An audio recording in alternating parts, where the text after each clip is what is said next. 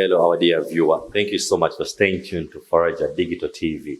Whatever you're watching from, be it Yo TV, be it X, be it Instagram, YouTube, I welcome you. Well, today, as you always know, it's the Situation Corner, where we get to find out what issues are the youth facing and how are their leaders handling the issues. Well, today we have a very special guest who is the 34th Vice President of the Uganda National Students Association. I don't have the power to mention her titles through my mouth, but her name is one Miss Gold Chiriza. So we are going to hear what she has to say about the Students Association and many other issues that affect the youth. But as you know, we dive deep into the conversation. Yes, Miss Gold, how are you today? I'm okay. Good afternoon to all the viewers. First, I take this opportunity to thank you so much for inviting me here today. Once again, my name is Gold Chiriza, a student and a student leader. I'm very glad to be here. I congratulate all students of Uganda that sat for their Senior 4 exam. That is Uganda Certificate of Examination, and that have made it to another step. Yeah, I congratulate you all. So, Miss Gold, kindly share with us how your political journey has been in leadership prior to today. Thank you so much. My journey of leadership has not begun today. Ever since primary, I was a leader. In primary, I was a class monitor. Those positions then, and then P5 health minister. I joined Katikam SDA secondary school, where I was a debater and deputy academics at school level. Then joined St. Peter's Nalia. I still vied for a position. In one or the other, I should say, I used to find myself there. But yeah, I vied for head academic minister at St. Peter's Nalia, and I went through. And I joined Makerere University. Before Makerere University, we had that long vacation that was COVID vacation. Yes. And during that vacation, I was working with Centenary Bank, and we had that space of leadership. It enabled me to learn, associate with people more and more, and this is community outside school. Then when I joined Makerere, I didn't have really targets of leadership in Makerere. Reason I was focused. My mind told me to focus on my degree and get done and maybe upgrade to other things. But still, I found myself there, class coordinator. The first day I entered class, the first lecture, they're like, "Who wants to become a class coordinator?" My hand was up. So I raised up my hand, and yeah, I became the class coordinator of that whole entire subject. So still the clubs, United Nations Association, Makerere Chapter Uganda, still I am the former vice president of that association. It is more promoting sustainable development goals within at university level, among students. And during that whole entire period, before even going to the Guild House, I happened to have been that one student that was selected to go and promote the sustainable development goals around Central Region. And yes, I volunteered with very many other students. We went out there in different schools, Colorado SS, St. Peter's Nalia SS, many schools, and primary schools as well, Citizen High School, different schools promoting those SDGs. Later on, I said now, I have seen I think I am meant to be at university level. I went, that was last year in Feb, there was that cohort of heritage. So they left me. The journey of leadership, of course, has dynamics. Yeah, they left me, and the heritage team, it was you must have been a leader or in the serving guild and I was known, but I was in the associations, debate, Rotaract Club. Yeah, I'm a member of Rotaract. Then I went to Heritage. Trust me, I got a taxi, went to Entebbe Garuga. I don't know how I went through the gates, but yeah, I reached there. They asked me, what do you want? I'm like, I am a student leader in the 88th. I'm sorry, then I lied. But yeah, I had to go through that whole training. From that day is the day from that whole training, I said, no, I'm not stopping here. The journey still begins now. So I said, this is how I'm going to play it. And trust me, it's then that I made the record for the whole of last years. Go in the guild, turn the GRC, contest as guild representative councillor, go in, be the women affairs, go either president or vice president, because I wasn't yet sure. But that was the journey. So from Heritage, my journey started. Wow. It was not easy at Makerere. I had 5 opponents in the start, 4, 5, like they went on decreasing to 3 now. I went in the guild house, becoming the women affairs, being the rep of all students in the university at national level. It wasn't easy because, it's the guild leaders, your fellow guild leaders that vote or elect you in. I don't know the magic that we used then, but the team was well, I think, yeah. We went in, they trusted us, and we went there. And besides, in the whole journey, we were assertive. In the whole journey, we worked. In the whole journey, we participated in different activities that were in the university or fronted for these different things that were in the university, at least at that point we did. I remember that there were many cases anyway at university level, chasing students out of examinations, school fees issues. We came up with a Makerere campaign fund and all that. So it wasn't easy. So people elected according to what they had just seen a few days in office. After that, went in UNSA still. After getting that already, now the one position that was remaining was that vice president or president. So in June last year, I made up my mind. I remember I was interning in Uganda Registration Services Bureau headquarters, Kololo, and I said, now, this is the time to start. That was June. And how do I begin? I'm a student. I've not been exposed to these spaces. Yeah, but people have gotten there who are once like me, so I believed in myself, even if no one believed. I had that trust that once I stand the ground of doing this, I will. That is it. So I went there, but before going, I think in July, I received a phone call from my friend inviting me for Uganda Democracy Academy training. That was Moses Hadija who called me. Your predecessor. Yeah. Awesome. And I really take this opportunity to thank her wherever she is. I'm very grateful. Because I don't know why, out of all the people of NYME, but she took up the step of calling me after. I went. I remember that training began in July last year. And so Uganda Democracy Academy is funded by NIMT, that is Netherlands Institute of Multi-Party Democracy.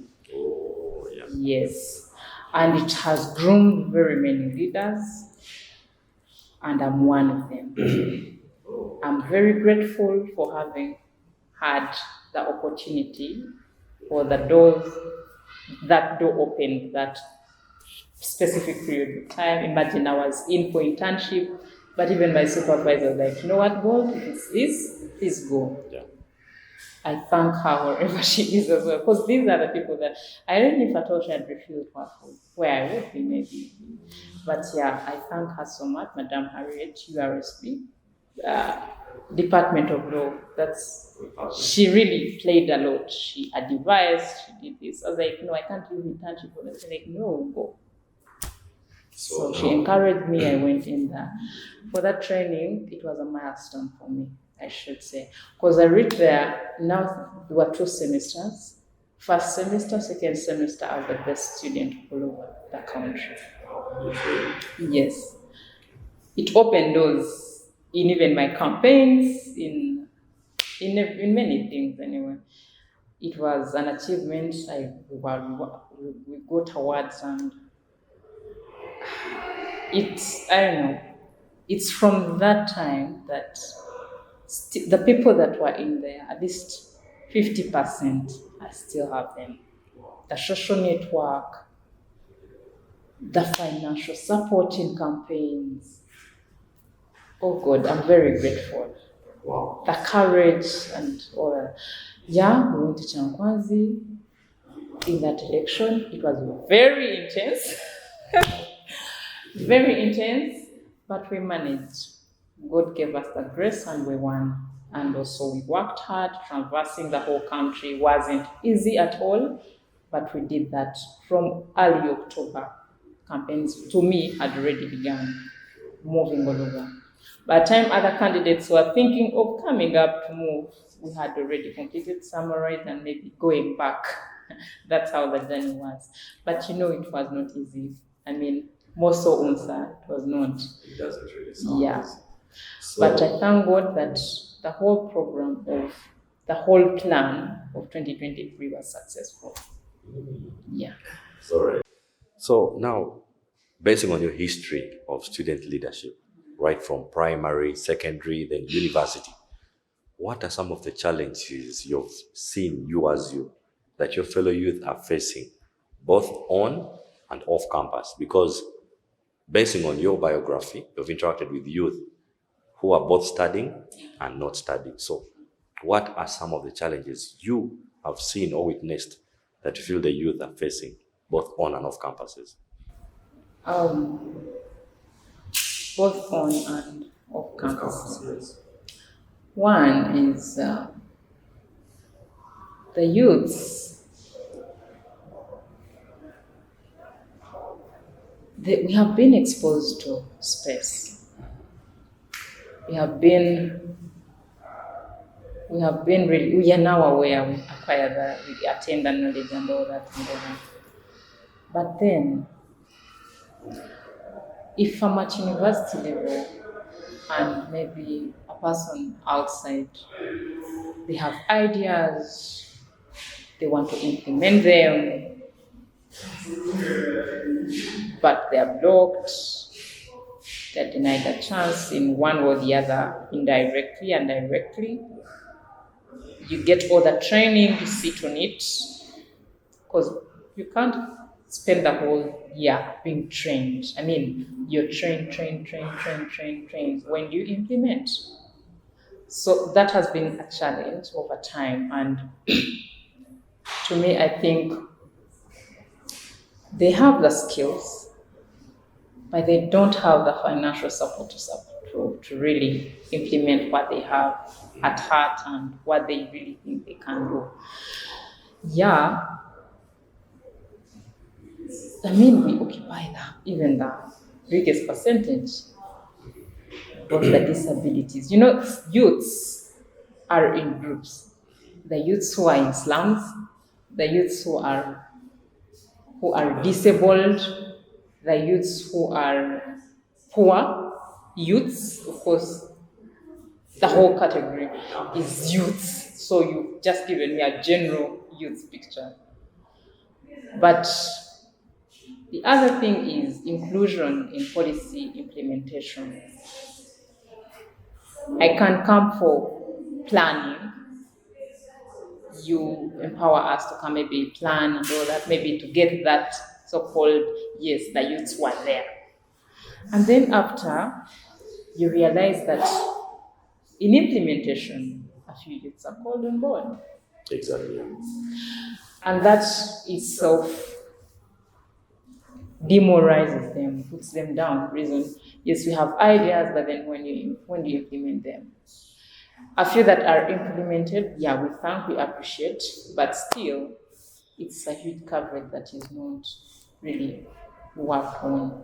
So, finances, implementation, representation, and also they feel like the big people are taking up positions. I mean, the old age people. Because of recent, I mean, it's all over anyway, and they are right to say. We've just seen that the deputy minister of ICT in Namibia is 27. Actually, that's a challenge to the whole of our country and the neighboring countries to empower the youths and put them into a position. We have very bright youths outside there. We have youths who are innovative. We have youths who are ready to take on, but they don't have the opportunity to. And yet we have old people in spaces. Yeah, I'm not going to really say much about that, but yes, the youths are the majority in this country, and I believe once fully empowered, like empowerment is, you might come here, train me and do all that, but then after the training, what next? Am I ready to put what you have really talked about and trained me to do in the societies, even at grassroots levels? Am I really ready to reach out to those people there? We have youths who are in the villages anyway. They're in the villages, very frustrated. They don't even know what next to do in their lives. And I mean, this is life. Every year you age. So, anytime they're out of their parties. So talking about, you said something regarding platforms. So according to you, what platforms do you have an idea of that are available for the youth to take up on to at least improve on their standards of living, or maybe use it as an opportunity to share their issues out there? One is platforms are there, but they're marginalized. I think, your fellow youth, you know that. I'm not saying this to bias anyone, but yes. And also, I don't have to really only say that. I mean, the youth should take up willingness to stand out there and look for them. Some do look for them, but to their disadvantage is that they find that people are already, like the space is already taken up by the same youths. In, out, in, out, in, out. So, awareness is key. Like some youths who are in universities, now here we come to students who would love to actually participate in such platforms. Go outside there, participate. I mean, I was a student, but I was recommended by a youth. You get that? It so shows that if Gold is in that position, then she has recommended other people to empower them and go there. If I recommend you, the next step is yours. I mean, it's upon you now to utilize the space. So, have the willingness to ask, have the willingness to follow up, but still also those giving platforms to the youths. For example, I applied for the youth parliament last year. I think I had everything that would qualify me to be part. It's not that I was really desperate for that. No, I wasn't, but just applied. I sent that link to the whole guild, 89th Guild of Makerere University, to apply. And I know several youths applied. But it is very unfortunate that in the whole guild, I believe no one participated. Why? Does that mean that because non-guild leaders participated, and yet I thought if it's a representation, it also needs students to be involved, because before you are a student anyway, you shouldn't actually forget that. We should support the students in schools. because they're the same people that will be our successors and all that. So I believe the people giving opportunities to the young people have a specific group that they eye, or maybe have specific people, or maybe they're told this and this person must be. As a must, this person should be.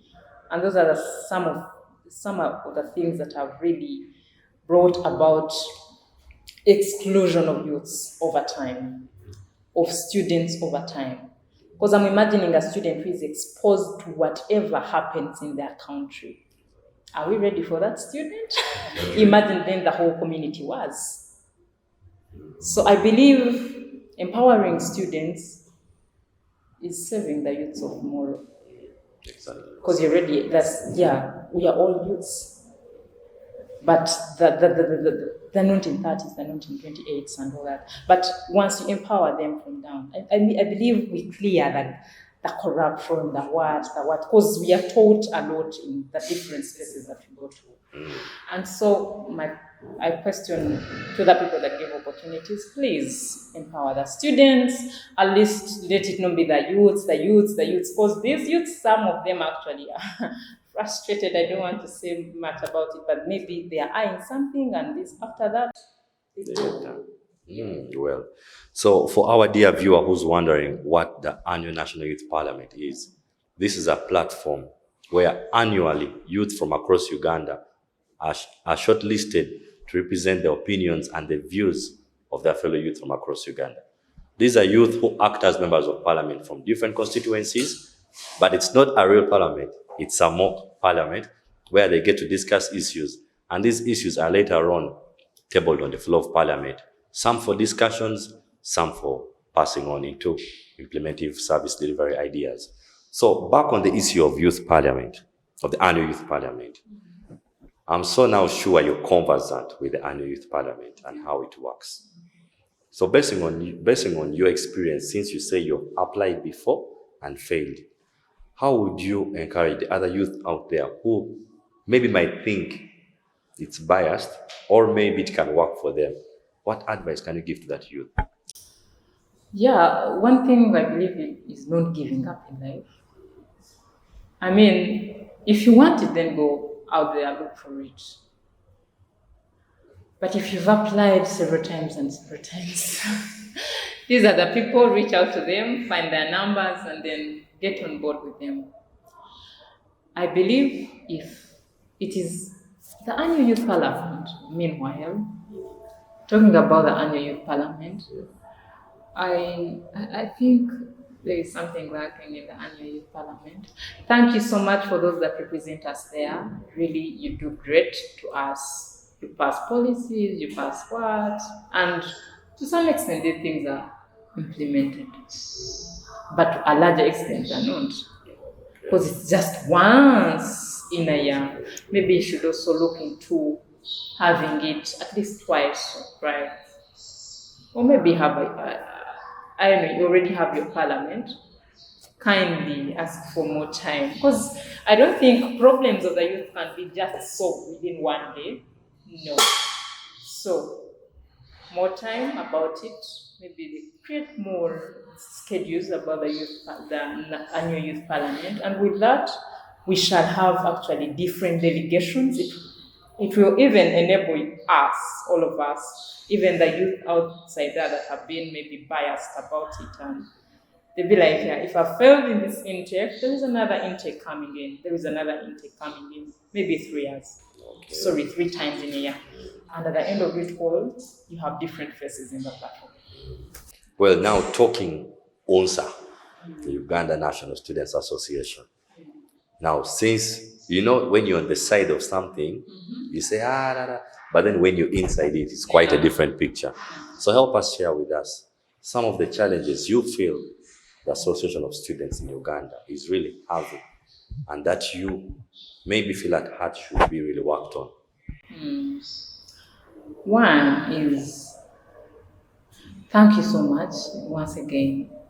Uganda National Students Association has now, this year, made its 34th year in existence. And The people of the forefathers behind this whole plan of Uganda National Students Association had it right. I believe they had a broad vision for the students of this country. And yes, up to now, it's still broad to them, even with the entire next that come in.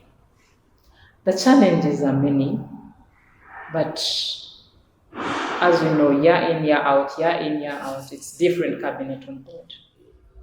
And what does that mean to us? Is that as Uganda National Students Association, we don't even have a national students center.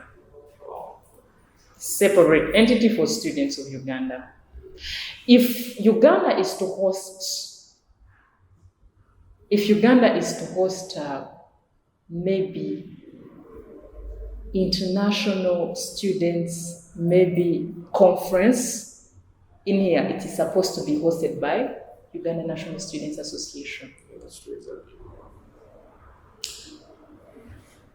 The money is there, I believe. I'm not going to lie about this. Actually, these are some of the serious things that we really don't look at. If a student leaves Karamoja, come to Kampala, why even a student?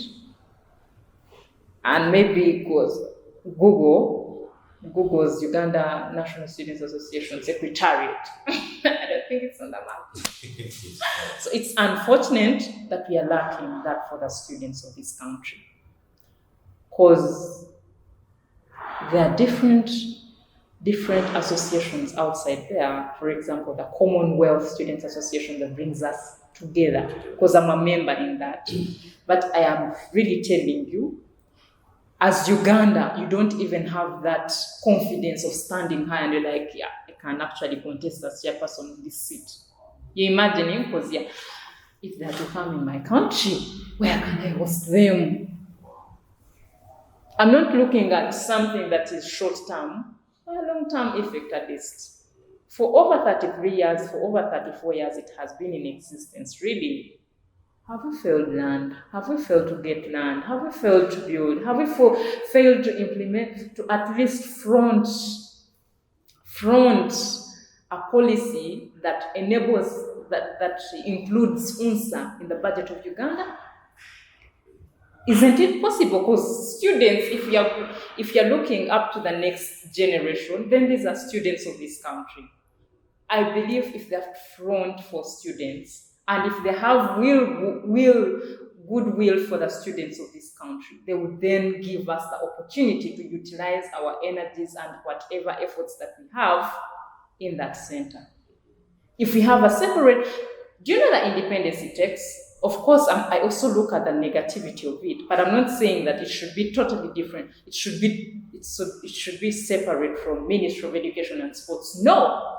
We are under Ministry of Education and Sports as Uganda National Students Association.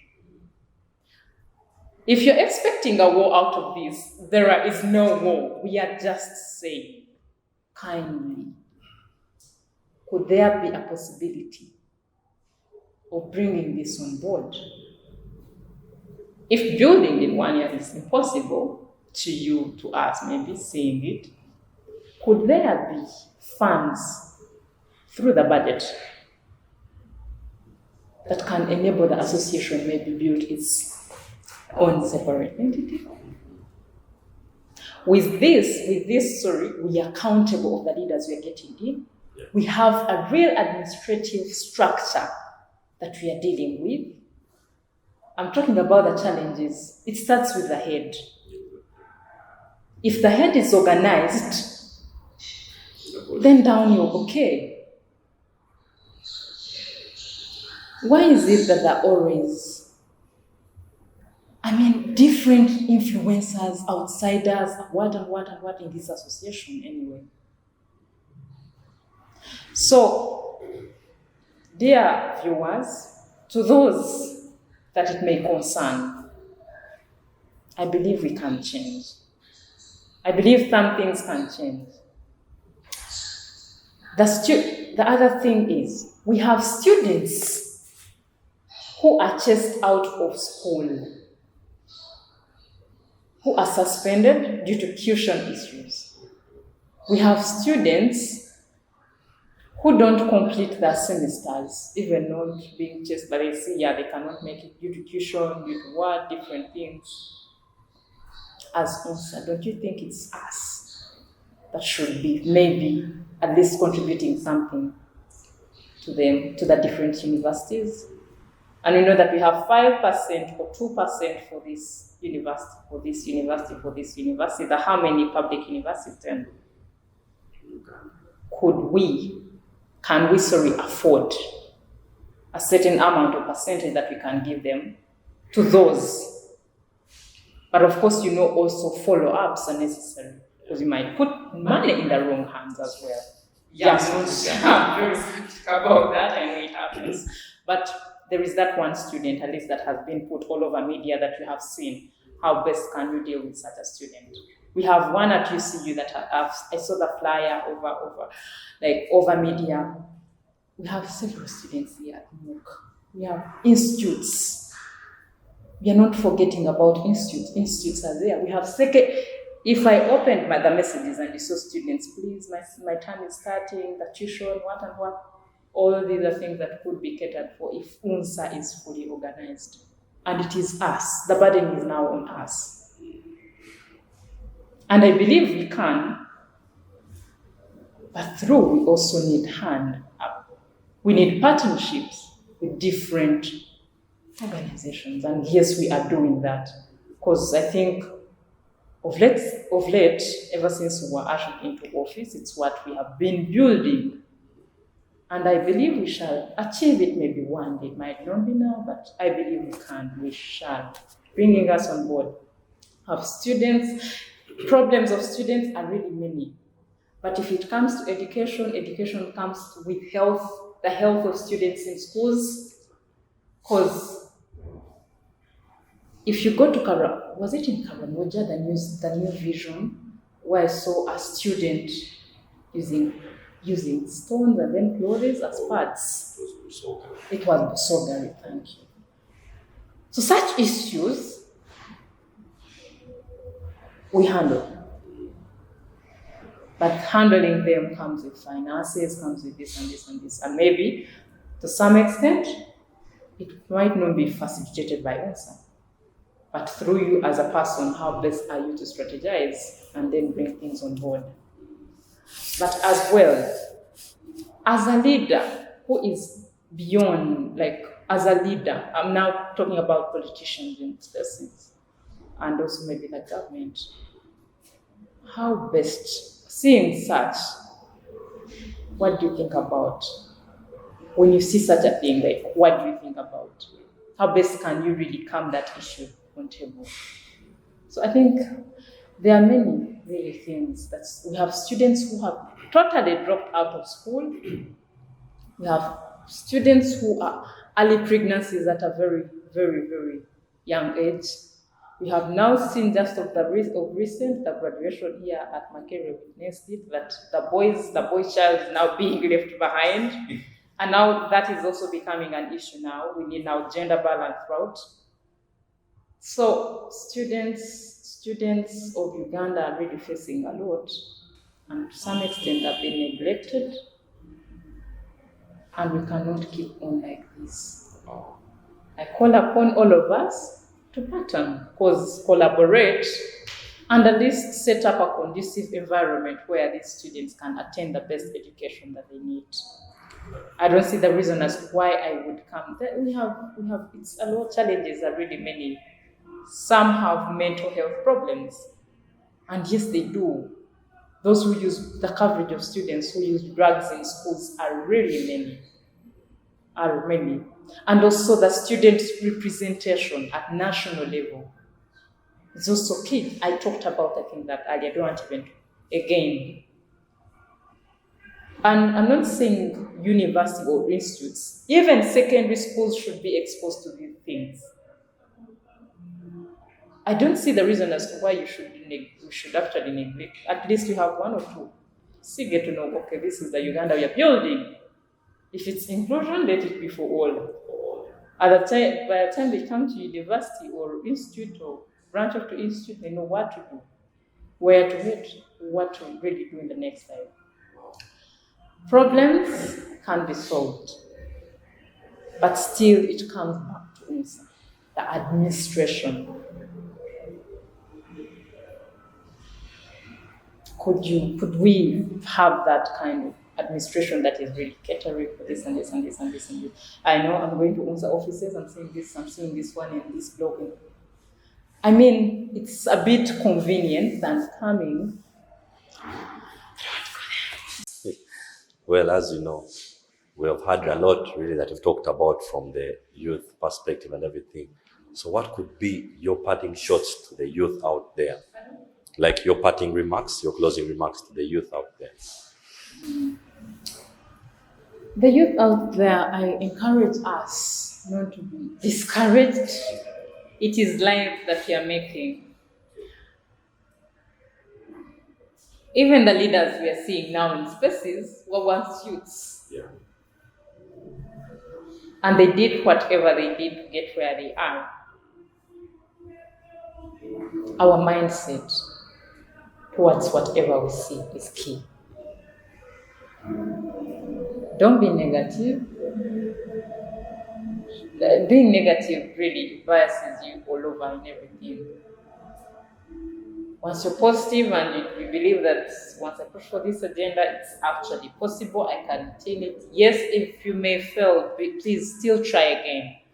There could be a possibility of you getting there. The other thing is, if there are spaces and they've called you for any opportunity, go. Because at the end of it all, you don't know where it's taking you, but I believe it adds on you. As you learn one or two things, surely. So youths, please, and also being negative. Being negative has killed many of us.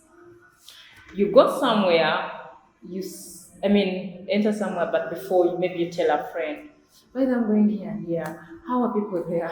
And now, by the time you read there, you know how everything, you think you know how everything operates. That one friend of yours maybe has communicated, you might have experienced something different back then, maybe wrong timing, maybe what. And these are also human beings, by the way. I'm a student of psychology. I believe people have emotions. I believe certain things, consciousness of people might at times not be good, might not be bad. So go there. How he handled this is not the same way he'll handle you. Perspectives matter. So once you team, you just have to team him and say that, you know what, I have to be positive. Go there, show them the positivity, leave. If they are negative, well. If they don't buy your ideas, well. Go to them, try. One day it will count. Wow. I believe in our energies and I believe we shall be there, the youths of Uganda. Yes. Well, thank you very much. Those were very powerful words from Her Excellency Goldie Achiriza, the 34th UNZA Vice President of Uganda National Students Association. Well, as you've heard, it starts with your mindset. What people say about something shouldn't be what you find out. Always get up, find out for your own. And all the youth out there, never give up. The best example I can give to you about second chances in life is the Ivory Coast national team. They were the poorest in the tournament, but they came out winners of the tournament. So stay tuned to Faraja TV for our next episode of Situation Corner. Don't forget to follow us on our social media platforms on TikTok, YoTV, YouTube, X, Facebook. It's all Faraja Digital TV. Today it has been a very special guest and I'm very glad. Let me hope the words of wisdom have reached deep into you, the youth who was watching. Till next time, I remain Shedrick. Thank you.